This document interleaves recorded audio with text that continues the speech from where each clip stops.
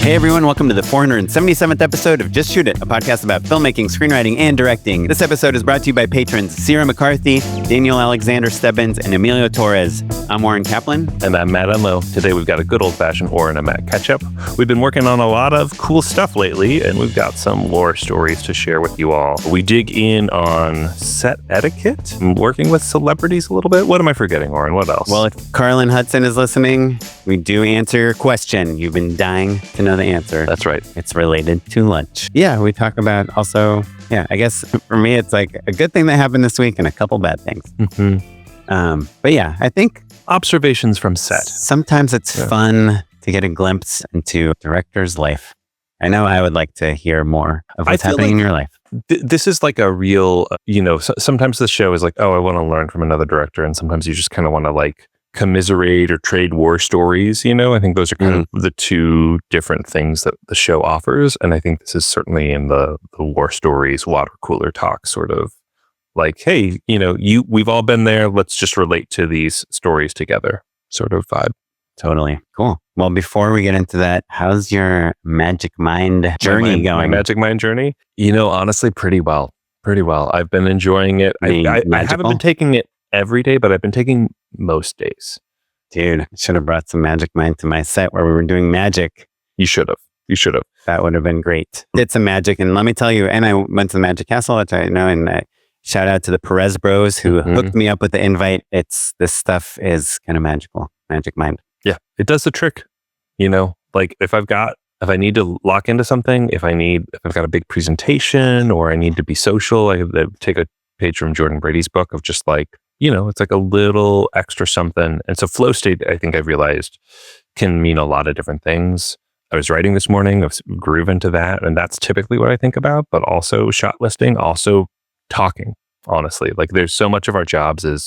It's a shot listing shot. A shot listing shot, but also a presentation shot, like the times when I need to interact with client or to be especially on, whether that's clear-headed in terms of decision-making or, just maybe a little bit more charming than normal. I think it feels like it helps. It's got those cordyceps, it's got lion's mane, it's got ashwagandha, it's got that ritual grade matcha. It's got all the stuff you need to kind of keep pep. Ceremonial grade matcha. Ceremonial, thank you. Ceremonial grade matcha.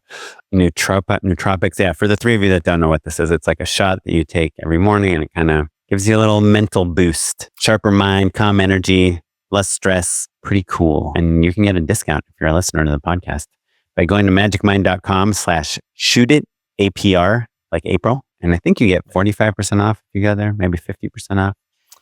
Something like that. It's a huge discount. Check it out. Let us know what you think. Magic Mind, they have a new one, Magic Mind Max. Have you tried that one yet? I haven't tried that yet. Maybe they'll send us some. I've just been living in the classic and enjoying it. Yeah. Cool. While you're supporting us in various ways, you can also check out our Patreon, patreon.com/justshootitpod.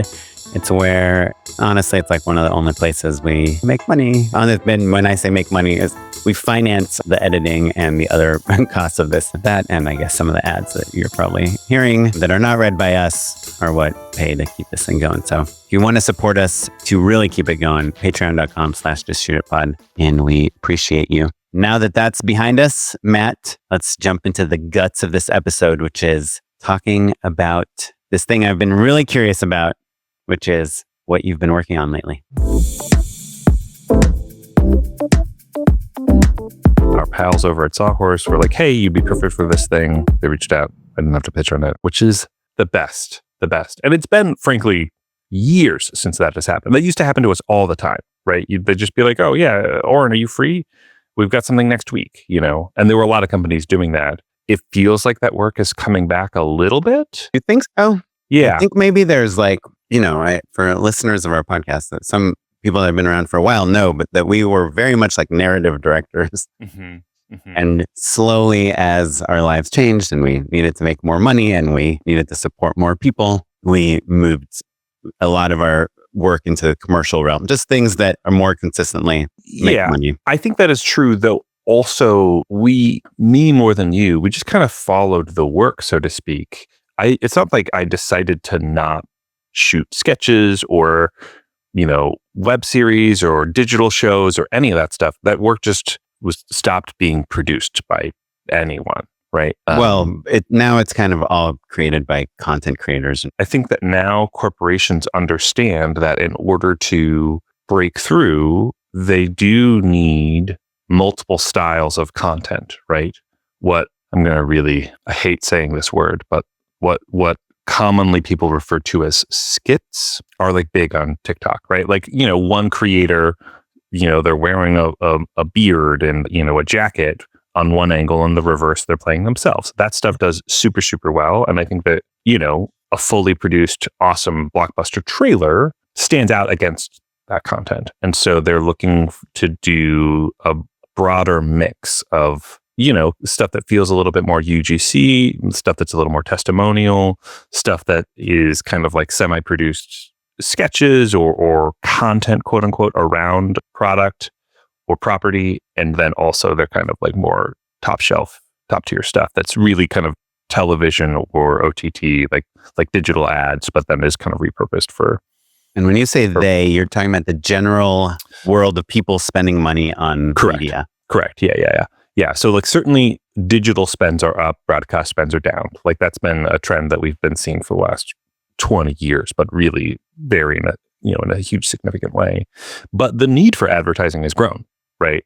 And so especially now that streamers are all in the advertising game and all streamers make more money when a consumer spends less on their subscription and therefore gets served ads, that is the most lucrative user type for a streamer. So is that true? Absolutely true. It's absolutely true. Okay. Yeah. And so, the math just based off of, that's why watch time is so important, right? Like that's why Netflix or Amazon or all those people really want you hooked, is because like the longer you watch, the more ads they can serve you, the more money they make, obviously, right? Remind me, are you a YouTube Premium subscriber? No, I know you're such a huge advocate. It's one of those things that if you're not, you have no idea what you're missing out on. And if you are, you could never go back. I honestly like YouTube ads. Yeah, you sound like someone that's never had YouTube Premium. Yeah, I want to be reminded of how good Motion Array's image pack is, multiple times a day.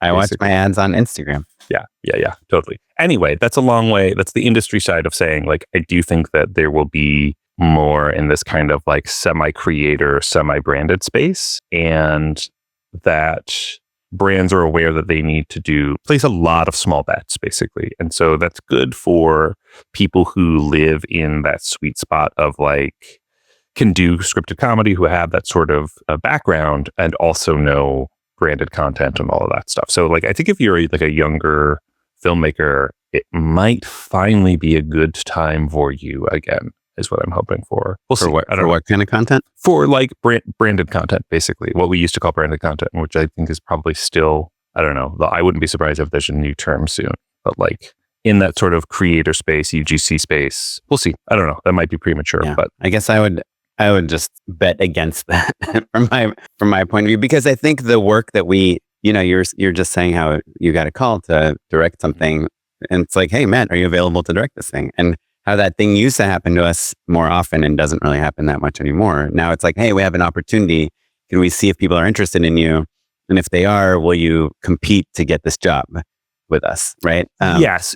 Sorry. So I guess maybe the way that I got the job, that's probably going to transform. But I'm saying the type of work that I'm describing, I think that sector is growing. Yeah. But the luxury, and there's not a ton of value in talking about how great the olden days are, but the luxury that we had when we were starting out working as filmmakers is that you made, some of your own web series. I made some of my own shorts and sketches and pitched some comedy shows. And once we had done one or two, we were known as people who could direct episodic stuff for companies or branded things, or, hey, we're going to, Google is sponsoring a whole series on people working in offices. That's funny. Or you did that thing with Lisa Kudrow. Didn't somebody pay for that? Yeah. Refinery 29. Yeah. And that stuff of like, hey, Matt, will you just come meet with us and let's talk about whether you want to direct this thing or not, is not.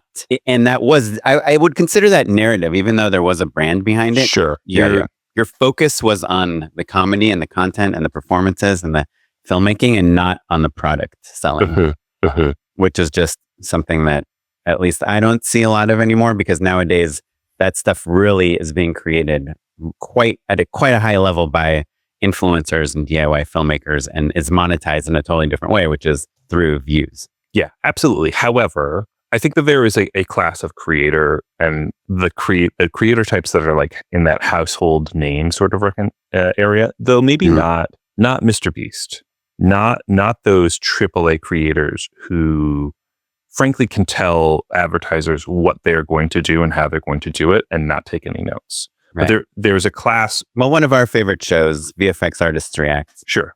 Right? Yeah. What did they do branded stuff? I don't know. Corridor. I mean, every episode of that is sponsored. Sure. That I would liken more to, not to get into the weeds, that's essentially a video podcast, right? And so the formats for advertising on podcasts are quite tried and true at this point, because it's an adaptation of radio. So like host read ads versus for scripted ads, etc. They can note things, but more or less they're asking the creator to do their thing on behalf of the brand.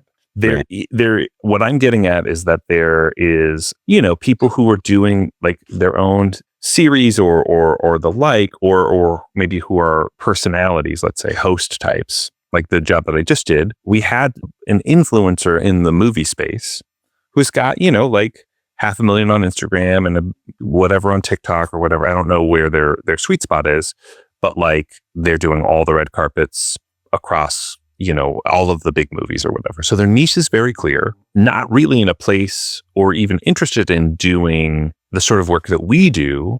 But more importantly, it was this influencer and then a cast of 4 kids. And we had a whole production team where we needed to like be able to take notes, shoot coverage, lead people through an edit, all of the stuff that, makes a commercial. When you say take notes, you mean there are people that were paying for it that were telling you, we didn't like that take. Can you do that? We didn't like this that isn't take. Safe, or this is or legal, like this doesn't match brand guidelines, or there were talent considerations, like this famous person doesn't want this to be part of, like they don't want to be represented in this way or that way, or they need to be true to their persona in some way. All of the red tape of a commercial, right? But it needs to kind of look and feel not like a true UGC creator, but like in the relatively native to a TikTok or Instagram sort of environment. You know what I mean? It should feel familiar and be different than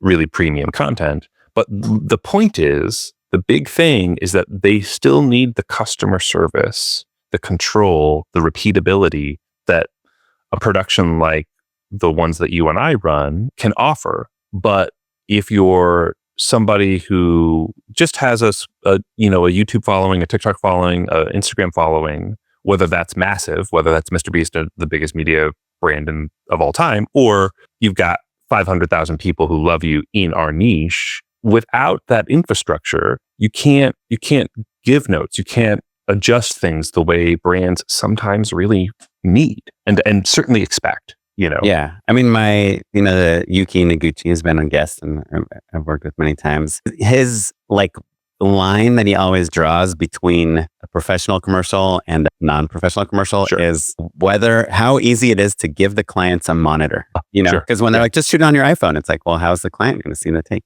Yeah. How are they going to give notes? How is script supervisor going to see it? How are we going to know if the colors are right or the performance is right or if the timing is right? And so, because a lot of times, when the Sony A7S III and even the Canon 5D and stuff came out, everyone's like, oh, just shoot on the DSLR. It looks beautiful. Sure. And he'd be like, yeah, but how do we monitor this thing? We can try to put this HDMI cable. It's just like, so there, and I think, creators are doing a lot of stuff on their own and they are not beholden to anyone seeing stuff other than themselves. Yeah. Yeah, absolutely. And I think that there is real friction between a creator who started in their bedroom or on their own in some way most of the time, and slowly became the mogul behind a small media empire that's very legit, but like they're not used to being told what to do or how to do something or when to do it, frankly. And look, there's your Rhett and Links of the world where they're like, no, we're just like full on business people. We're running a media company. And then there are people who don't have that appetite, right? And so a lot of what we're describing are the in-between glue that can facilitate how to speak to a creator. Do you know what I mean? Like It's been a specialty of mine for a long time. It's like, hey, like I know why you maybe don't want to hear this note, but I'm going to give it to you in a way that you can understand and appreciate and wrap your head around, and also serves the client's needs, you know? Yeah. I mean, that's like one of the hardest parts of our job, which might not be hard for some people are really good at it, but it's to feel out how people like to get notes in a way that doesn't crush them. I mean, you watch the studio, right? And obviously you listen on that. Though I'm not 100% caught up. I have one more episode. Yeah. Well, so Seth Rogen and Evan Goldberg were on The Town today. Oh, fun. Awesome. To talk about how Matt Bellany is, they mentioned The Town in the podcast. But Evan... Matt Bellany is also they're listening to that podcast in the first episode as well. Yes. So it's not a spoiler to say like that Seth and Evan are evidently fans of that podcast. As are we. You should listen to the... I can't wait. I'm so excited. But they were talking about giving notes to comedians and non-actors. And Evan gave an example. He said, one time we had this comedian on acting in something, and he was kind of riffing on stuff. And I gave him the note after the take. I said, hey, that first joke wasn't like that funny, but that second joke is hilarious. So let's just do the second joke. And he said, he's told him that line like at some point in one of the first few takes of the day. And he said he basically ruined guy's performance for the entire day because he told him his joke wasn't funny, Sure. Which like, in hindsight makes sense. But as a director, that's like making a bazillion decisions every minute. It's like, it just seems like, that thing, that's not really working. But when you're working with non-actors or influencers, like you can't just tell them like something they did is bad. Well, but maybe, or sometimes you can. Sometimes you can. That's the thing that's interesting. Yeah. It depends. What I find is a challenge with, and comedians and creators have this in common. They oftentimes are self-taught. And so that means that, whereas an actor, I think there's oftentimes a expectation of training, right? And so there's a lot of different techniques out there. Rejection. Yeah, and rejection. Sure. Yeah. And also knowing that they're playing someone else. So when we're saying that something isn't good, it's not personal. Yeah, absolutely. Whereas to that point, actually, comedians and influencers are always a version of themselves. They are a persona, even though it's a performance. Absolutely. The way that, if someone says something on camera, the audience thinks that it's them saying that thing. Right. In a way that is different from an actor. Do you know what I mean? Actors can play villains and no one thinks, Javier Bardem is a murderer. Right. Yeah, exactly. But what I was getting at with the training of it all is that an actor, I can kind of like ask, like, okay, where did you study? What are you into? Or I can just look at their resume or whatever. And you can kind of like guess at what their approach is. Are they more method? Are they less method? Are they more technical? Are they less technical? Are they going to ask what their motivation is, what their backstory is? Like, are they a little more writerly? Or are they a little more intuitive? Like, all of those things are really important. And you just don't have as many clues when it comes to a creator or a comic. Comics, sometimes, if they're really writerly, you can kind of guess that they're like a little more technical, like technicians, like, hey, let's throw a reversal here. This needs a pause there. You can really fine tune it that way. Together. Yeah. They understand build and crescendo and timing and pacing for sure. And I want to be clear, there's not a right way. It's more to your first point, Oren, we have to figure out how to give them notes to get them there. Right. Yeah. And so what clues, what tools do we have? All of that's part of it. Funny enough, I was working with kids. And so that's a totally different toolbox and unique for each of them. Each of them very clearly had like a different set of instincts. And, there was one little boy who wanted to improv exclusively. And he would be like, I have an idea. I'll show you. And then he would just say something pretty off the wall. It was always funny. Would it work in the context of the piece? Maybe, maybe not. Do you know what I mean? Like, Video Village is always cracking up and charmed by him, but like that's external to the project that we were doing. Yeah, that's always the thing. Yeah. Like kids say the darndest thing, though. Right. That is kind of the premise of this piece. So but probably there's a topic that you're trying to keep it on. Yeah, for sure. They did also. We improvised a good amount, and he was funny. And I talked to my wife, who is an actor and coaches young kids all the time. And she said that this was pretty common. we were kind of going back and forth, and I threw out a joke and he said it, and then he understood what the joke was and then kind of tried to explain the joke as a tag and didn't want to not explain it. Right. He was like, he said, I can't remember what it was, but the tag was always like, because we're small, we can't do that. Because I'm a kid, that's funny, essentially is what he was saying. Yeah. Like our kids, they look up to us because we're taller. Yeah, exactly. Right, exactly. Because kids are usually shorter. But then he would want to say, because kids are usually shorter. Right. Yeah. That's a joke from the Cheerios Dad commercial, which is pretty one of my favorite commercials. But have you ever worked with kids and had a kid acting coach on set? I have had set teachers who are interested in kind of coaching kids through things a little bit more, a little less preoccupied with rules of the academics. Yeah, for sure. I used to do this stuff for Nickelodeon, and they have kid acting coaches on set. And it's like, I remember at the time thinking, wow, this is amazing. Like as a director, it's just such a tool to have on set. Like you don't have to use it. You can just not use them, but having them be there and helping you translate what you need into like a way that a kid understands. Or running rehearsals while you're looking at lighting or just all of the other stuff. That to me is the thing that's really valuable. Yeah. Yeah. It's like having a stunt coordinator. With a stunt coordinator, you're like, okay, show me what you have. Like, well, we can do this. I just worked with a choreographer and he's like, yeah, we've got 3 different versions. What do you like better?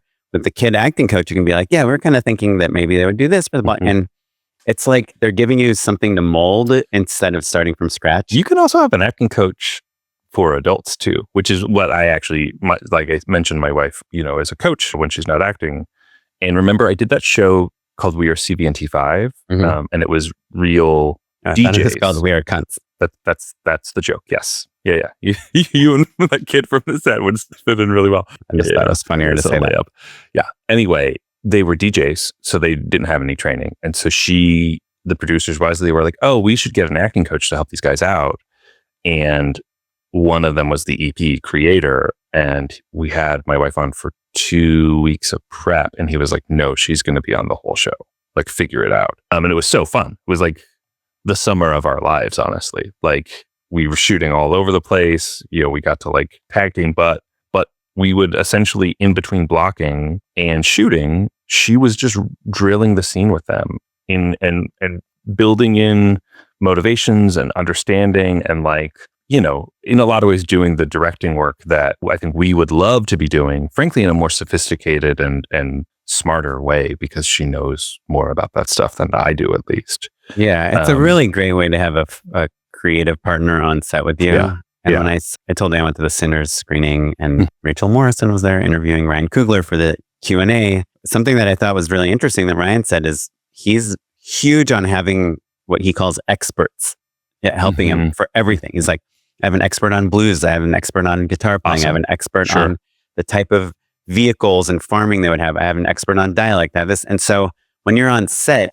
you're not just all alone. Like, is that good or is that not good? Like, obviously, I'm sure he's an excellent judge of a good performance and not a good performance, but he could also say like, hey, dialect expert, is there like a more interesting way or a meaner way to say this? Or just like, oh, did they slip out of the accent and I wasn't listening? I that stuff I get a little myopic, a little tunnel vision on things. And so small, like, oh, if someone's extra shiny when they shouldn't be, like, I'm like, please, makeup, keep an eye on that because I will forget. You know what I mean? I'm just like stuff like that, right? So like accents or stuff that you're not trained in, right? So it can get annoying when you're watching a take very carefully and someone's just pointing at something on the screen, and then at the end of the take, you're like, what were you pointing at? I didn't see anything. Yeah. Like, oh, there was like a shine off the glasses. Was that a light? It's like, I don't know, but like, why? I have to do another take because I was just looking at you pointing at something. Anyhow. But which is like, but to your point of like, oh, having experts, I think that is like the most advanced version of directing that I've heard of, right? Because I think we always talk about you start thinking you're supposed to know everything and feeling bad when you don't have a good answer. And then you kind of realize like, oh, not having an answer is okay. Admitting that you don't know is okay. Then it becomes hiring the right people, right? Leveling up your game. And then beyond that, beyond just like the regular people that you hire are all of your department heads, experts. That's next level, man. Yeah. Like knowing that you're going to need help and that you're not going to be able to skill up on knowing all of the ins and outs of blues guitar and hiring somebody who says devoted their life to it. Yeah. I mean, that is the coolest thing I can think of. How awesome. Play filmmaking. Yeah. Yeah. I feel like I totally derailed you because you were literally just talking about a job. Yeah. Well, and it made me think of our dear friend, Carlin Hudson, reached out. She's like more of an acquaintance. In case she's not listening, she is a dear friend. Sure. She wrote us a question entitled Super Important Question. She was wondering, when we're on set and it's lunchtime, where do you eat? Do you sit with the camera department, the agency, or like her, do you wish you could sit alone and stare at grass for 30 minutes because you're so tired and need a moment to yourself? I heard a story about a famous DP who takes an hour at lunch by himself to be in nature and look at trees. This man, no, I don't remember who he is, but I know he's famous, is my idol. But in reality, I normally sit with the agency because I am a coward. Love, Carlin. Who did you sit with last week? So what's funny is I started to write the email and I just ran out of steam or whatever. I used to have a very clear answer.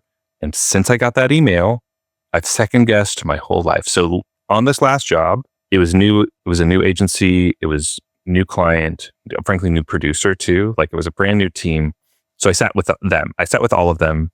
And also my producer was really good at sitting with them. Right. Like he's good at lots of things. Like I was like, oh, this is a seasoned producer. I'm surprised. Was it Jake? No, it was Jonathan Burns is his name. Shout out to Jonathan. Okay. And, but a thing that he excelled at was like just like next level small talk, you know? Yeah. And I was like really happy to have him around. I was like, oh, he's got it. This is, if we are representing the production company and ourselves and stuff, like it's a true halo effect. I used to have a very clear regimen where my version of touching grass is as soon as it was lunch, I would go find a corner, like parking lot somewhere off in the distance, call my wife, talk to her for 10 minutes, just check in, like say hello, how are things, whatever. And then by that time, most people have already gotten lunch.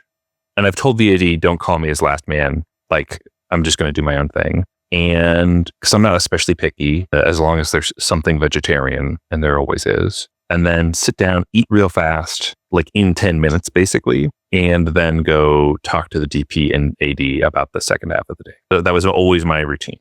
And so who I sat with, you know, it was a little bit of like, who's around, who do I know? If it was an old crew member, like if I had some people that I haven't seen in a while, I would sit with them. But like typically agency and client, all those people were pretty self-sufficient and maybe kind of off doing other things already at that point. So I'd swing by and say hi, you know, make sure everyone's feeling really good. But like, I'm a pretty high touch director, so it's not like I hadn't been talking to them. Yeah. Did you got Me Too, right? Yeah. That's why they had the new, you know, he's a producer and also like, you know, deputy sheriff, you know, yeah. You know, authority. He's like an air marshal, but for sets. Matt, stop hugging everyone. Yeah. What about you, Oren? What do you do? Yeah, I really don't have a set rule. It has so much to do with the shoot. If I'm behind at lunch, which is, I'd say 80% of shoots, I do like to sit with the AD and the DP and just strategize the second part of the day. A perfect lunch is like you're on time, everyone's happy, you eat something delicious, you shoot the shit with the art department, and then you go call, you know, your wife or whatever, return an email. I've tried, anytime I have nothing to do, I go over to agency and client and tell them like, hey, that was really cool. This is what I'm thinking. Like try to, because I've learned the hard way that like when you don't talk to them, if they don't like it, but it's not, they're just like, what's going on? You know, the what's going on is the big question. Yeah. But sure. You know how there's some things I talk about this on an airplane. The only place I ever drink cranberry juice is on an airplane. And the only place I ever drink Arnold Palmer's is on a movie set because they always have iced tea and lemonade at the end of the buffet line. So I have those, and then I have the dessert, whatever they have, and then I have a coffee. It's more like who eats a cookie at lunch? Me. You know what I mean? Me. Yeah. I also always get the steak like an idiot. Yeah, like what are we doing eating a cookie? So it's like in the steak, I'll do a tiny piece of chicken, tiny piece of salmon, I'll do some of that salad, and then the lemonade, the iced tea, then the whatever dessert. Sure. The other day they had like tiramisu with ladyfingers and banana cream pudding. I was like, everyone said they were both delicious. I had both. And then I have a coffee and then my stomach starts going. I'm like, oh no. Yeah, sure. We have 7 minutes left before we're back. So that's when I run to the toilet. Sorry if it's TMI. But yeah, the weird thing about being a director and you are kind of welcome at any table. You can sit at any table. And so it starts feeling like you'll see like some PAs and like the scripty and the sound person, and they see you seeing them and they're like, do you want to sit here? And then you see they're sitting right by. Well, I think it really depends also on like, I have 2 sound people who are dear friends who I've worked with for a long, long time. Yeah. If it's Kevin Rosencron or Patrick Joyner, I want to sit with them. I want to catch up. How are your kids? You know what I mean? If they're people who I don't know, then there's less expectation for sure, you know? Yeah. But you are trying to kind of multitasking a little bit, see what work you, and yeah. So you're sitting with the agency is nice because you're catching up and feeling good and, you know, just giving them a little bit of like camaraderie. What Carlin said, where like she wishes she could just sit and look at grass or whatever. Just such a weird term, like touching grass, all that stuff. I think it's I like it. Generation below me. Yeah. But you get it. Do you ever just go to the backyard for a second? To like take a phone call or something? You should. Let me recommend that. But I did have one shoot. It was for Pepsi. It was a Sawhorse shoot. And we had to shoot like 8 scenes. And at lunch, we were supposed to be done with 4 of them. And we were done with 1.5. And I was freaking out. I had a giant headache. And I was talking to Blake, the EP at Sawhorse, and I was like, dude, this is impossible. There's no way to do it. Like, I just don't know how we make up this time. Like, we're so behind. Nobody knows what we're doing. Like, literally, there's huge swaths of the script that just say, and then there's a cooking montage. You know, it's like, we don't know what they're cooking. And he was like, chill out. And then I just like, we went and we like laid down on the grass for like 20 minutes. And he's like, it's going to be fine. We're just going to do one shot at a time. It only takes a few minutes. Yeah. Yeah. And then I was like, okay, let's do it. And then we just went and we just churned through everything. We got our day. I do think part of this anxiety is also symptomatic of short shoots. When you've got 1 day, 2 days, the half hour, 45-minute lunch. The stakes of who you're sitting with too are much higher. When you're on a long job, I can think of times where I did like on CVNT5, my wife and I would just that was called Cunts. Yeah, it is. We are CVNT5. We would go sit on the grass for sure. But like that, like you don't do that week 1. You do it week 3, you know? And also everyone at that point also like, there's like showmances budding, you know? Right. Like, and there's people bringing their like, those juggling, like random things to play with. Sure. Like devil sticks. Those juggling sticks. Yeah, a Diablo or devil sticks. Yeah, for sure. Yeah, it's a unicycle. It's $5 Friday. Oh man. I remember I did this long job and our lead guy was a comedian and he would sometimes do like sets at lunch and it was so awesome. Yeah, man. That's the good stuff. Yeah. Stuff. These 2-day shoots are tough. Anyhow. So I don't know, Carlin, I feel like we didn't answer your question, but I feel like we answered it in that we're giving you the answer you already knew, which is there is no answer. It's fraud. It's fraud. But I don't think that it's weird at all to like just go and sit on your own, you know, and be away from people. Just know if you sit at a table by yourself, high chance someone will come sit. Someone will sit with you. Yeah. I think also it's a little bit of reading the room. Like if there are laptops and phones out, then you drive by, check in with the agency, all of that stuff. Or if it's especially like if people are worried about something, set their minds at ease. Otherwise, just a little check-in I think is totally reasonable. You know, like no one wants to work all through lunch, right? And them included, you know? Yeah. Well, Kaplan, I know you've got some fun stuff to talk about. I've been dying to know what have you been working on lately? So I had like kind of an interesting past couple of days. I was just going to tell you about them just as it's a slice of life. But before I talk about that, I want to bring up this Trey Edward Schultz interview we just had. Oren, before we decided to talk through this episode, before we were planning this episode, Oren was like, I'm not going to tell you what I want to talk about. Oh, this actually wasn't. It just dawned on you? Came to me because I've been trying to actively not interrupt you. Well, the conversation's going well. This is the best episode so far. I do sometimes wonder, do you have some podcasts that you listen to at 2x and some at 1x and some at 1.5x?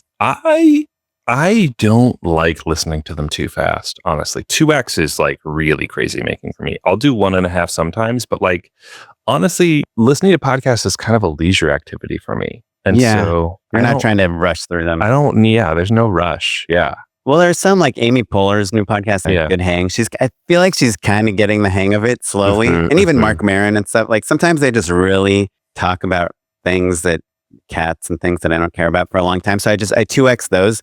But Matt Bellany and like the Lonely Yeah. Island and Seth Meyers, they It's too talk dense. so It's fast too dense. Yeah. that I'll listen to them at 1.25. And so I would like to think that we're like the fast talking ones. And so Mhm. I'm allergic to any dead air, any dead time, any deep thoughts. And I do think also because part of our style is that we really want to dig deep on things that other people would skip by. We do interrupt a lot of people, Mhm. especially me. And we also, the more excited we are about the guest, the more we interrupt them. This is a long preamble to say that we got a YouTube comment on the Trey Edward Schultz interview that said that the hosts should stop interrupting this award-winning director. Right. And it's clearly, gotten in your craw a little bit, so to speak. Well, because somebody else then commented on YouTube and said, I agree. And then, I didn't know that. you listened to it and you said, yeah, I think we did. Yeah. And I listened to it. Yes, we did. But I do think we got a lot of great stuff out of Trey. And we were talked to some so other excited. guests. We were so Yeah. excited. And also, listeners don't hear the beginning, but we have a little bit of time to chat with people and warm them up a little bit before we get going. And we could tell this was going to be fun and special. And that Trey was down. He got excited as soon as he kind of figured out what we were about and what we were doing. And I think we got a little jazzed off of that, basically. Yeah. So I do think the second half of that interview is probably a little better because I'm interrupting a lot less. And I would say the back stopping him. 3/4. I listened to the Yeah. whole episode. It's the first 10 minutes we're talking to him. We do talk too much, for sure. Yeah. But I am curious to hear from our listeners because I asked a few of our more regular listeners Mhm. if they were annoyed by that. Walk Oren back off the ledge. Yeah. I mean, they said we like the interview and that is your style. You guys are just kind of constantly talking on top of each other. And there's this movie, the Meyerowitz Files. Is that what it's called? I can't remember. Ben Stiller, Adam Sandler. And I remember seeing a behind the scenes on that. And I think Noah Baumbach maybe wrote it or something. I think that's right. And they were talking about how there's this whole scene with Ben Stiller, and I think his dad is played by Michael Douglas or someone. Mhm. That's right. Yeah. And the entire conversation they're having at this restaurant is about two different topics. Ben Stiller's talking about one thing, his dad's talking about a different thing, and they're talking at the same time. And I think Noah Baumbach said that's to me what natural dialogue is, especially between parents and their kids. I think that's a Sorkin thing too, actually. That people are often kind of in their own world trying to make their own point. And so that's how you get that ping-pongy sort of stuff is if Zuckerberg's talking about one thing and his soon-to-be girlfriend's talking about something else and they're kind of back and forth. And then when they do actually reference the thing the other one said, it's more meaningful, it's more impactful. It's oh, you are listening, there's some real technique to it. Yeah. And in my family, almost every day, there'll be a moment where my wife, my daughter, and my son are all talking with me at the same time about three totally different things. And I'm trying to put those conversations all in the air. Yeah. So to me, the interrupting and digging in and trying to butt in is kind of a natural part of the way, natural style to how I talk. But I am curious to know what people think about our interview style and if it's annoying and if we're too fast or too slow or too interrupty. Look, I'll jump in and say that generally speaking, we could maybe dial it down a tiny bit, but the show is the show and it's not going to change, right? And oftentimes in our prep, I will let people know that part of what we're doing is illustrating the nature of a director's career. And so people have become aware of our history and we are trying to connect our history to the interview in a way to illustrate just the path, right? It makes it more relatable, more understandable, and more illustrative at the same time. So we do talk about ourselves more than Terry Gross talks about herself, right? And that is a different style of interview and show. That being said, I think that sometimes we get carried away, and this was one of those times. Yeah, but I do think Smartless, Armchair Expert, Mark Maron, they talk about themselves just as much or more than the guests. Yeah. We are not as famous or as experienced as Mark Maron, Jason Bateman. No, but we are. But often many of our guests are are at the same fame level or even dare I say, lower than us. Mhm. I'm not, obviously Trey is kind of known by many people, so it's different, but I'm kind of over this, like, how much clout you have is how respected you should be. Oh, I'm not saying that. I'm just saying, like, Or not there's as more to interesting. pull from. Like Mark Maron telling an anecdote about the time he was at the cellar with Right, three legendary comics is different than should you eat with the agency. You know, I don't know. Look, it's our show. It's different. Yeah. Anyway, So I just wanted to talk about that before I talked about this week. So I was just going to tell you about my last 2 days, which originally I was going to keep this more vague, but I just was thinking about it, and I don't think there's any reason to keep it vague. But I just worked with Neil Patrick Harris 2 days ago. It's my second time working with him. The first time was in 2018 off the job that you actually had recommended me for, so I appreciate it. Got it. I think I have thanked you before, but just in case. Sure. It's nice to be reminded that I do that. I feel like I'm always the benefactor of that. And I feel like I want to create more opportunities for people. And I'm glad that I did. That's great. Yeah. Yeah. It's weird. We've talked about this before, but I'm in a weird place where sometimes I'm a little wary of recommending too great of a replacement for myself. Sure. I don't know how I'm supposed to feel about that. No, it's, there are certain flows that you start relying on, and when you mean repeat business clients, basically, you're saying. Yeah. And now, I mean, even our friends at Sawhorse, I've referred so many directors to them, and if they have 10 jobs when maybe they would have considered me for like 7 of them, now they consider me for 1 of them. Yeah. I feel like that way about the podcast sometimes too. Do you know what I mean? Like we are introducing our entire, for lack of a better word, network to one another. And so certainly there have been instances where someone was like, oh yeah, I found this person on the podcast. Yes. And you're like, Bill, man. Cool. Not just Bill. Yeah. Unfortunately, more than just Bill. So it's the truth of it. But you're kind of like, that one looked really fun. Meanwhile, I guess I'm just... Oh, you gave them the $5 million job. Interesting. How did you find them? My lawn is looking pretty good thanks to the free time. So that's cool. Thanks, Bill, for giving us more free time by hiring our guest.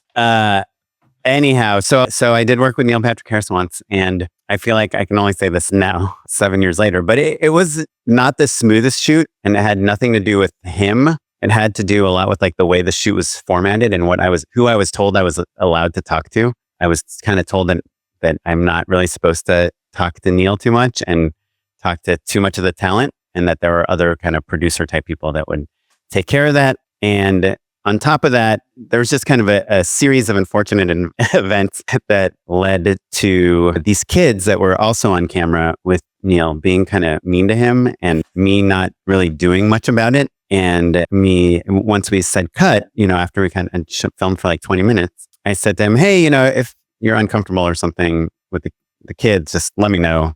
Yeah. Just say something, we'll stop it. And he said to me, that's actually your job. Direct the shoot. Oh boy. All right. Okay. And he wasn't wrong. Uh-huh. And in my mind, I was not really... That's hard to hear, but also kind of awesome. Do you know what I mean? Like, hey bud, ball's in your court. Yeah. If you're the director, you tell it, you literally the one thing I think everyone can agree on is that the director calls cut. Sure. Yeah. Not even action always, but cut. Yeah. And he was saying, and then he kind of had heard why the kids were being mean to him, which was, I guess just to explain, Was it funny? They thought that they knew that they were going to talk to some celebrity. They didn't know who. They had asked me if they'd guessed it was The Rock. And I said, I'm not telling you. And they're like, is it The Rock? I said, it might be, it might not be. They're like, it's The Rock. And I was like, I did not say that. And then when he came in, it was kind of in between his kid stuff. So was it funny that they were being mean to him? Or was it kind of just like a little bit of a bummer? It was like somewhere in between. It was like, so we were shooting for 20 minutes for a 3-minute video. So easily there was way more than 3 minutes of funny things. But there were probably 5 minutes of like uncomfortable things of like these kids kind of, it was very much like we actually changed those kids out when we did the second take, and the second take was fine, but it was still weird because they had specifically told me not to talk to Neil. Sure. And he didn't know that, Yeah, there's like this thing of like insulating him. Like, yeah, that's right. Well, the show. They also didn't want me to talk to the kids, which is also weird. Yeah, there is just kind of like well, no, I think I need to do it how I'm going to do it, and being emboldened. I think that a lot of the directors that we look up to in the commercial space, especially honestly, like in the feature space, the director is the auteur. So like they always have license to say the things they think and act in that way. We have more explicit overlords, right? Client, agency, all of that. But like the people that we look up to who do the best work are willing to vocalize what they think more. Right. Yeah. Spike Jonze doesn't sit in the back and say like, I feel uncomfortable saying something. I will say this was not a traditional commercial setup. This was more of a TV setup where I was, as we've heard on the podcast many times, like the guest director. I'd never worked with them before. And they had their very specific way of working, which was the director does not talk to the celebrities. They don't talk to the kids. So anyhow, all that said, I worked with him again 2 days ago. And part of the reason I got considered for the job is because they saw that I had worked with him before. And so I was like, oh, I hope that he doesn't know. That he doesn't say, he hasn't connected the dots on like, oh boy, that guy. And this is the guy the director that didn't direct. So when I met up with him, when I did the shoot 2 days ago, and I asked his representatives if I could talk to him before the shoot. I said, we'll see what we can do. But he was traveling, he was out of the country. And anyhow, long story short, I did not get, the first time I got to see him in person was on set. And I said to him, hey, Neil, I'm Oren, I'm the director. And he said, nice to see you. Which, by the way, we have, my friend who's married to a celebrity. He told me that that's like what celebrities say when they meet people. Oh, yeah, for sure. Well, because they meet so many people. They don't know if they've met you before, so they say nice to see you. Yeah. Which imagine could mean if it's the first time you met them or not. Yeah, it's a perfect move. Imagine if you're a grocery store clerk and every single person who's ever shopped at that grocery store remembers you, and it would be disappointed if you didn't remember them. No, that's what it's like to be a celebrity. You know what I mean? Yes, I have all the sympathy and like understanding for celebrities meeting a bazillion people, and everyone. Jack Black said his main job is like taking selfies. It's not his side gig is being an actor. Yeah. So I get, but so he goes to his dressing room and he's getting ready, and I asked his people, I was like, is it okay if I go say hi to him? I said, sure. So I walk in there, while he's getting his hair done. And I'm like, hey, Neil, we worked together before on the thing where you're talking to the kids. He said, oh, yeah. I remember that. Yeah, that was a while ago. I haven't seen that. Is that around somewhere? I was like, I have a copy if you want it. But yeah, he's like, how did that turn out? I was like, I think it was pretty good. He's like, no, I think about it. A couple of the kids were kind of like difficult. And I was like, yeah. I was like, but it turned out okay. He's like, okay, cool. I was like, and I just want to tell you, like, there was this moment where the kids that were being difficult, like I told you, I basically recalled the story to him, and he's like, oh, was that okay? And I said, well, you told me that it was my job to direct. And he was like, yeah, it does sound like something. Cool. And I said to him, did you frame it as like kind of, I think there's a real lesson. Like, of course it stayed with you, but like, I think it would probably inform and educate me in a meaningful way. I think it would leave a real impact. I said you were completely right. I should have done it, but I just wanted to let you know that it was my first time working with all these people, and they had specifically told me not to talk to you or the kids while we were shooting. So I regret not doing it, but that's why. And I learned a lesson. He's like, okay, great. And then I talked to him about what we were shooting, and this was related to magic tricks, and he's very into magic. So he saw that I knew the language, and I was like, oh, this is a French drop, or I don't know. I've exhausted my 13-year-old vocabulary. The French drop. I mean, all the stuff, misdirection, and like just do the patter while you're doing the gestures and all the things. But he's like an excellent actor. He's like, those actors, when you give them direction, they say heard, love, copy. Like he does that, and you can give him like 7 notes at the same time. He's all of them, literally been on network television for like 40 years. Yeah. Yeah. Since he was a child. Yeah. For our younger listeners, Neil Patrick Harris was Doogie Howser, MD, about a 13-year-old doctor. Yeah. And so he was going through the challenges of growing up in adolescence and also saving people's lives on a weekly basis. And it was a hit show. Oh, a huge show. And The Lonely Island just did an episode about how the main guy in Total Recall is named Douglas Hauser. And so I asked Neil Patrick Harris, I was like, do you listen to The Lonely Island? He's, no, why? I was like, oh, in the podcast, they talk about you a lot. And he's like, in what way? And I know that he doesn't, like, he spent the last 30 years of his career distancing from Doogie Howser. Sure. Yeah. But I told him many about it. successful child actors. Yeah. And he thought it was pretty funny. But it ended up going super well. But he's like a really smart, good actor. And there was one moment where he had seen the storyboards. I talked to him how we're doing all this stuff, a wide shot, then we're going to go to the medium shot. And I was like, hey, listen, Neil, we have 5 minutes left. I think I'd love to just get a close-up shots just because we have the time to do one more take. And he was like, okay, so where would you use the close-up shot? Mm-hmm. And I said, well, I was like, I'm not 100% sure. He's like, would you use it to go from the wide to the medium, like wide, close-up, medium? It's like, yeah, or we could use it for the end tag. These are 15-second spots. Sure, so, end tag is not bad. Yeah. And he said to me something really smart, clearly someone that's experienced. Sure. Yeah. And he said, look, I feel like if we shoot the close-up, they're going to want to use it. They always want to use the close-up. Mm-hmm. And then you're adding another cut to this thing. And I told you, it's kind of related to some magic stuff. Mm-hmm. It's like, and the more cuts we have, the more people will not believe that we did the magic for real. Magic for real. We're hiding stuff. Mm-hmm. It's like, so if it's all right with you, except he didn't say that it's all right with you part. He said, I'd rather not do that. And I said, okay, totally fair. Can we do one more wide shot then, like another take, and we'll kind of do a different spin on the performance, like maybe a cheesier one or something? And he's like, yeah, sure, let's do it, whatever. So cool. Yeah, so I thought that was like an interesting interaction. So that was kind of like the positive of the last couple of days. That's really good though. I think that I think especially when an actor is experienced, and we were joking about Doogie Howser, but also he had like a long run as like a superstar on How I Met Your Mother.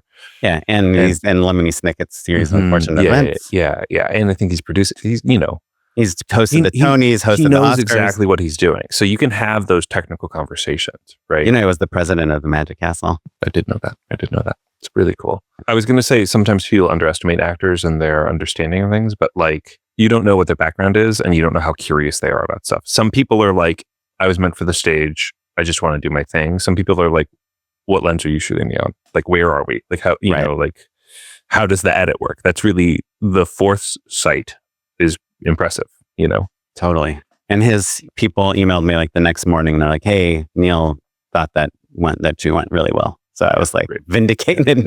Yeah. And like, what does really well mean? Smooth, efficient, communicative, right? Those are typically the things that like big name talent care about. But also he felt respected and understood and collaborative in, ways that were important, right? Like, does he want to spend all day workshopping magic tricks with you? Probably not, right? But it sounds like all of those touch points were very successful. Yeah. It was one of those things, speaking of who you sit with at lunch, where I was like, should I go like just chit chat with him at lunch and kind of talk about what we have going on afterwards? And I was like, you know what? No, you do that after lunch. You do that while he's in the chair.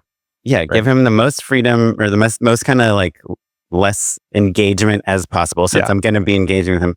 And at the end of the day, he said, and who knows, this could be a total throwaway line, but he said, that was great. Let's do it again sometime. So I felt like, that was a good ending. But in the midst of all this, of me shooting these commercials, stressing, by the way, I just booked that job like a week ago. It was like a very last minute thing. Mm-hmm. I was also pitching on this giant project that would have been, it's the third time they're doing it. This brand, this company, very famous company. I did the very first one. I kind of figured out the format with them and discovered what this thing is going to be. They always have some sort of stars. Usually they have a cast of like kind of like a B+ A- list person, and then like a bunch of very recognizable TV shows, like the second lead from Ted Lasso, someone from Hacks, like a main character, side character from Hacks, that type of cast. And it's you're shooting this really long thing. It's really complicated, really involved.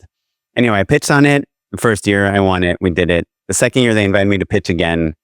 I was like, I'm not going to phone it in. I'm going to go all out. I did an insanely huge pitch the second year. Did not get it. They were like, we want to try someone new. Third year, they came back. They're like, hey, Oren, can you please pitch on this again?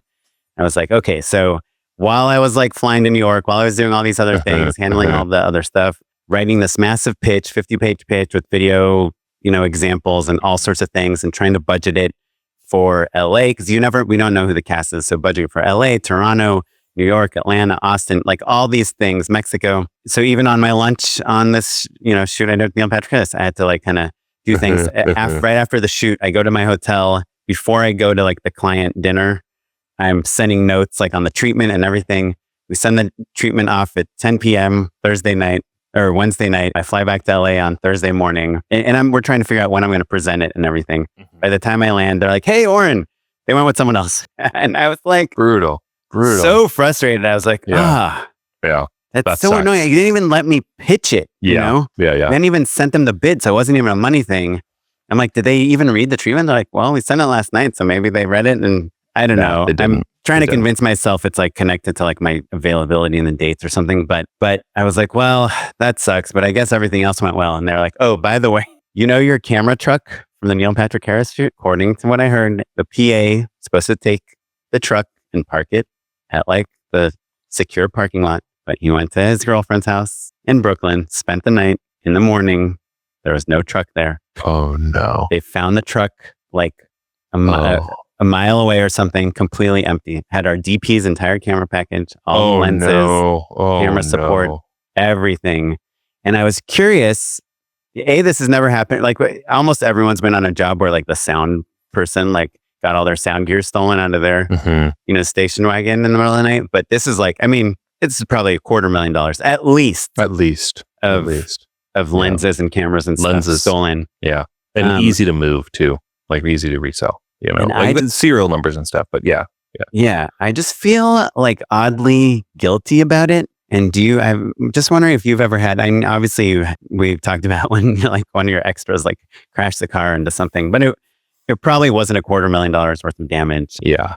And like, I don't know, I guess I just feel weird about that whole thing. I don't feel guilty about, look, so like when someone on your shoot has lost the time, like, because we'll exercise the insurance. That's why you have insurance. But then the insurance premium is going to go up for the company, for every other job. You know, it's like, just always a horrible thing. So I've worked for lots of companies that kind of try to cut some costs by hiring people who are new and therefore less expensive, right? PAs in particular, you know, it's something where, okay, like a really hungry go-getter of a kid, you're creating their first opportunity. So, and also not paying them super well, but part of experience means like, oh, you saw the sound guy's gear got stolen and how it affected their livelihood and how upset they were and how hard it was on them. Or you learn how expensive lenses are, or, all of that stuff sort of piles up, and hopefully, you witness something and aren't the perpetrator of something, aren't the cause of something. So like I've seen,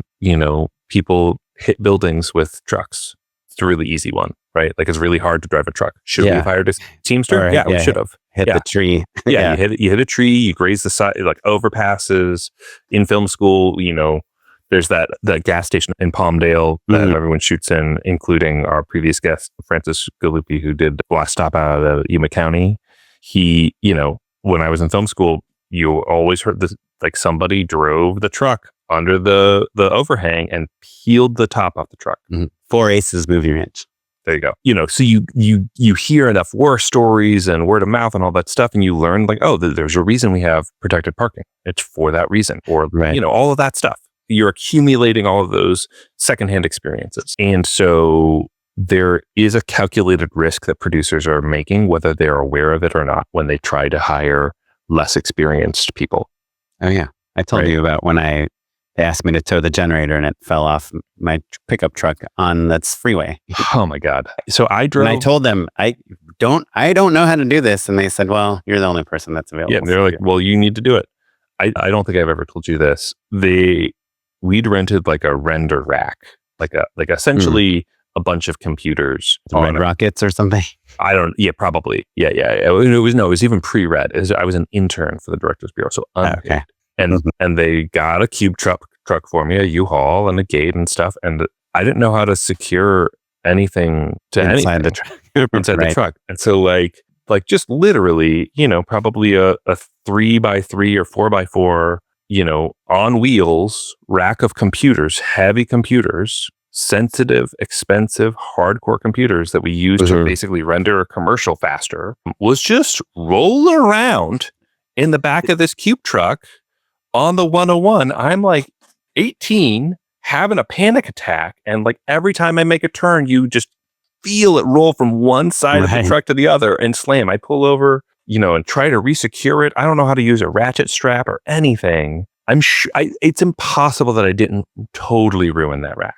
There's no way I didn't funny. destroy it. It's like a bad episode of Cake Boss. Yeah, exactly. Yeah. If Cake Boss, rather than securing an expensive cake in any way, just left it in the back of a giant truck. Mhm. That's what it was like. Yeah. Yeah, that's funny. Well, yeah, I guess it's just, you want everyone from top to bottom to be like, ooh, this was a great experience. And when it's like, oh, by the way, we lost $250,000 worth of camera gear.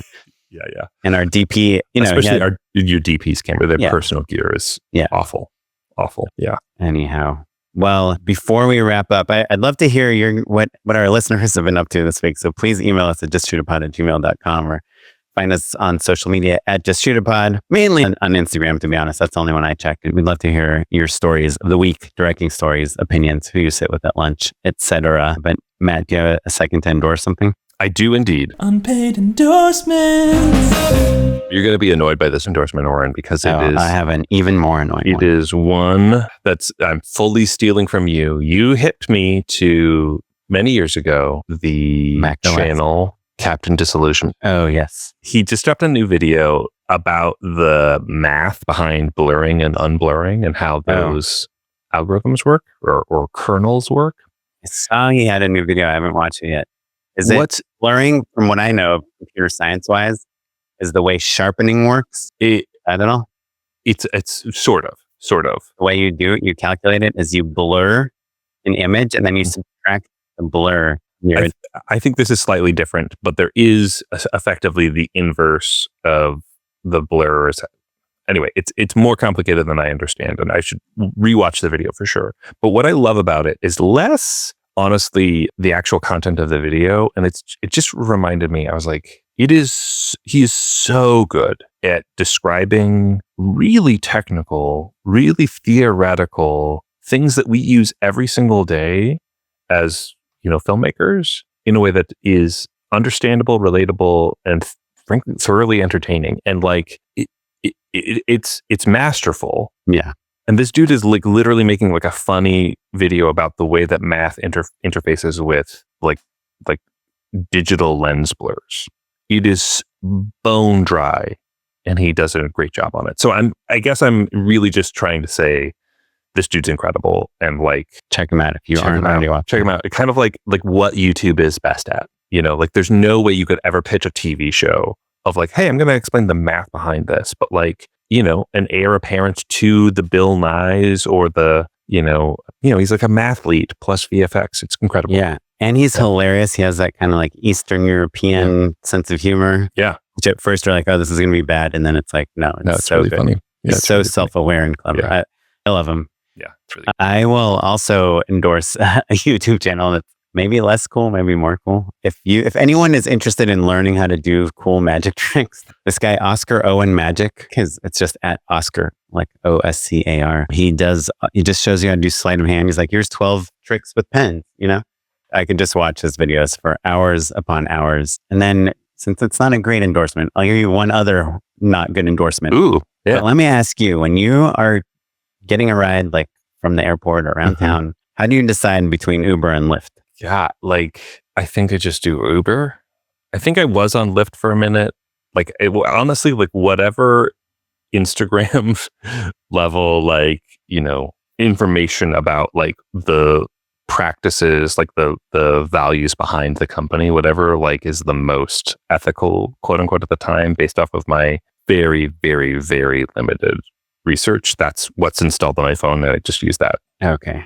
I have both installed because for sure, different cities have, almost every city has Uber, at least in the US. And in some cities, one is better than the other. But in LA, for the longest time, Lyft was like always the cheaper one and at the cost of like potentially smellier cars. I've found that now they're pretty equivalent to each other price wise. And then also it used to be that like Lyft gave more of their tips to the drivers and Uber was. Yeah. That's the stuff I'm most concerned with, honestly. But I think it's hard to keep track of that stuff. But my method now is, and it's so specific to me, but I suspect a lot of our listeners are in a similar boat as I am, which is a lot of people have the Chase Sapphire credit card, and a lot of people have the Amex. Mhm. And so Amex gives you, it depends which one you have. I have like the Delta Reserve. It like gives me, I think, $20 a month for Uber rides. So I take Uber once. If I'm like traveling somewhere else, take it in that city or whatever. It's kind of maybe corrupt or fraud, but you know, you get paid when you're traveling for work. They pay you back for your expenses, your travel expenses. So we can bill for that, and then you'll get an extra $20 from like. Amex. I think that is technically fraud. That's true. It might be a little. Who knows? Though I take it back. Actually, I don't think it is. I don't think it is because you are paying for my Amex. Yeah, they're not losing money. I'm just getting a little bonus, but also like DoorDash. If you have DoorDash, whatever premium, I don't know, whatever I got with some credit card, like you get 5% off Lyft rides. And so I do get discounted Lyft rides and I don't charge the entire amount. I just charge whatever I'm charged when I bill back. But Lyft, if you have Lyft and you fly Delta, you get and you have a Chase and you pay for it with the Chase Sapphire card, you get 5 times the points anytime you go to and from an airport. I see. So that's like Lyft I always use for to and from airports, and Uber I use in town. And that's kind of like, that's just one way. If you have either one of those credit cards, maybe that'll sway you one way or the other. I would like to just be like, this is what I use. You know? I'm always optimizing my miles. Yeah. So I want to take a trip for free. Yeah. Anyhow, thank you all for listening. If you have any endorsements, let us know. You can hit us up at justshootitpod@gmail.com. You can find me on Instagram. I'm at justshootitpod. And I'm at Mr. Madella. This episode was edited by Kevin O'Yang. Thanks, Kevin. And produced by Tyler Small. And you're listening to music provided by the Free Music Archive and the artist, Shazar. Thanks, everyone. Goodbye. Bye.